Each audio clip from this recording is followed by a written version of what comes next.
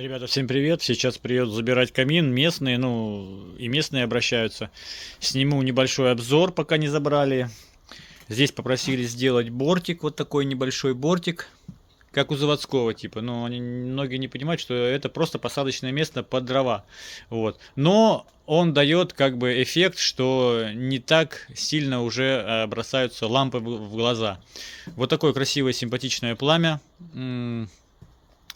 Получается размер метр, корпус метр, а размер линии огня 75 сантиметров. Вот. Пульт управления, как обычно, все. Выключение, включение подсветки пламени и отключаем как бы парогенератор и кулеры, и получается остается только подсветка. Вот. Это у нас так выглядит при свете. Специально снимаю, как выглядит при свете. Сейчас выключим освещение и посмотрите, как это уже в темноте смотрится. Вот так выглядит это в темноте. Очень симпатично смотрится пламя. По-разному играет, как обычно все. Приятный такой, это самое, и цвет, и все остальное. Там, в соседнем помещении, у меня тестовый режим проходит испытание.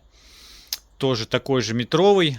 И получается, там стоит колонка, звук есть у него там. Это уже дополнительная опция, кто-то хочет, кто-то нет.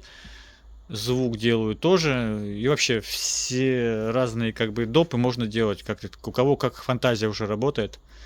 И делаю и с дровами, и без дров. Как бы там он с дровами как бы. Вот. На заказ делаю. Любые хотелки, короче. Вот. Всем спасибо за внимание. Всем пока.